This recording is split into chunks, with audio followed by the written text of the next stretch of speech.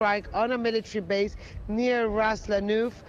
It did not really seem to hinder the advance of the opposition in any shape or form. We've seen them throughout the day grouping and driving in convoys along the road. They're now saying that they will move towards Sirte.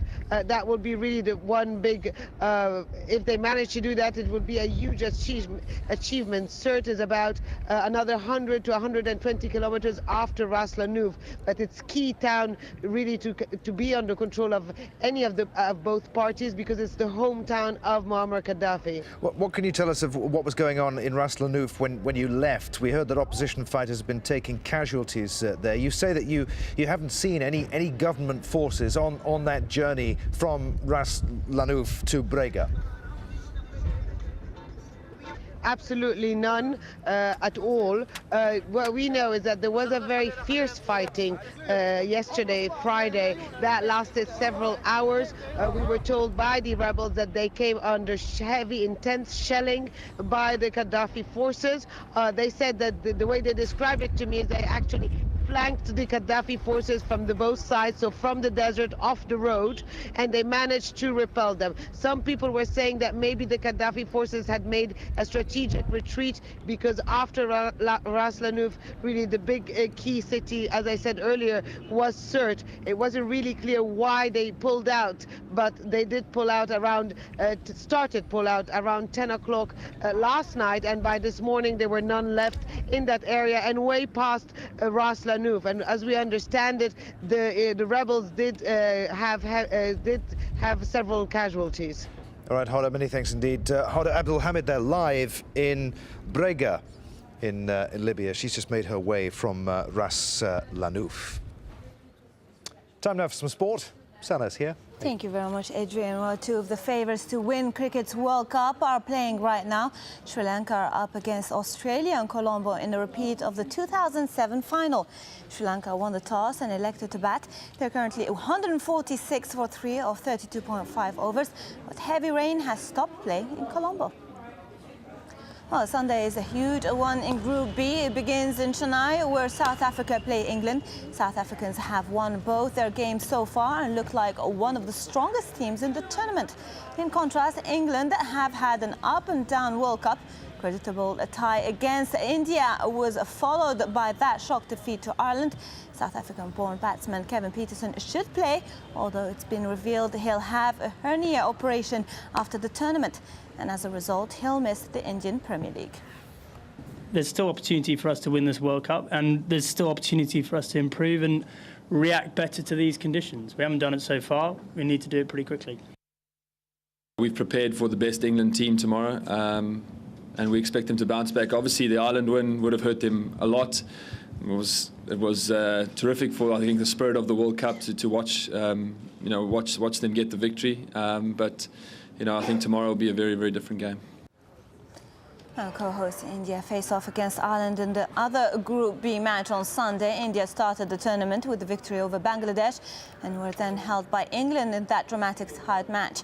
They have to be on their guard against giant killers Ireland. The Irish are high on confidence after that big win over England. It was largely thanks to Kevin O'Brien, who recorded the fastest century in World Cup history. Well, football's lawmakers say they need another year to decide whether or not to introduce a goal line technology. It was this disallowed goal by England's Frank Lampard against Germany at the World Cup in South Africa that brought the issue to the fore once again. Last year, the International Football Association board voted against having a system in place that would show if the ball had crossed the goal line. But since then, FIFA President Sepp Blatter has softened his stance on using technology, saying he would consider it. An IFAB meeting in Wales has decided that further testing of the technology is needed before a final decision is made. Oh, Manchester United's lead at the top of the English Premier League could be cut to just a point in the next few hours. United travelled to Liverpool on Sunday, so Arsenal have a chance to close the gap. Arsenal host struggling Sunderland. The math is simple for the Gunners: win all their remaining games and they will be crowned champions. And with Sunderland arriving at the Emirates Stadium on the back of 4 straight league defeats, Arsenal boss Arsène Wenger knows this match could be decisive. Well, the team that beat Arsenal in last weekend's English League Cup final are in action now. Birmingham, they're playing neighbours West Brom. It's currently 1-1. Meanwhile, third-place Manchester City will be missing defender Kulu Touré as they play Wigan. Touré was suspended after failing a drugs test and has admitted to taking his wife's diet pills.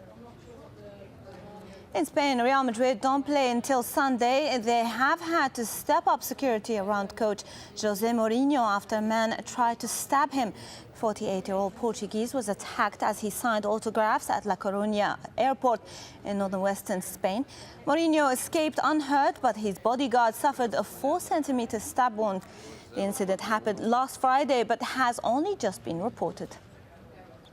Well, Spanish leaders Barcelona are one of 6 teams in action a little later. Barça host Zaragoza. The teams in 3rd and 4th in La Liga both have tough away matches. Valencia travel to Mallorca. Villarreal are at Atletico Madrid. And there was no need for technology in Italy on Friday. Roma boosted their Champions League qualifying hopes. Mirko Vucinic gave them the lead at Lecce. The home side are struggling towards the foot of Serie A, but equalized before David Pizarro sealed the 2-1 win for Roma in the last minute. They're now just 2 points of that all-important 4th spot. Tennis and holder Serbia struggling against India in their first round Davis Cup tie. The team, who are without their world number 3 Novak Djokovic, are deadlocked at 1-1 in Novi Sad in Serbia. Firstly, Viktor Troicki needed just 5 sets to beat Rohan Bopanna, a player ranked over 600 places below him. But then the Indian hit back when their top-ranked player Somdeep Devarman beat Janko Tipsarevic in straight sets. Saturday's doubles match begins in just a few minutes' time. Well, things are much more straightforward for former champions Spain, as Rafael Nadal gave them the perfect start against Belgium. While number 1 Nadal beat Ruben Bemalma in straight sets. Earlier, his compatriot Fernando Verdasco beat Javier Malisse. So Spain hold a 2-0 lead in their first round tie. In the NBA, the San Antonio Spurs have thrashed the Miami Heat 125 points to 95. It was their 22nd consecutive home victory, which is a franchise record. Meanwhile, Europe has hosted its first ever NBA game. London was the venue as basketball tries to expand its reach beyond North America. Ashley House was there. The NBA describes itself as burning competition, blazing athleticism and sizzling excitement. And basketball has always been seen as quintessentially American. But the bosses know that new audiences mean new fans, and that means ticket sales, merchandising and revenue. The fans here demanded that we bring over a regular season game. There's enormous interest here for it, and it's also a bit of an experiment. I think David Stern has talked in the past about one day potentially having a division of NBA teams based in Europe. But is there really a European audience for basketball? Or will it always be squeezed out by the more traditional spectator sports? It's too difficult with teams coming over all the time, back and forth. We love the mascot.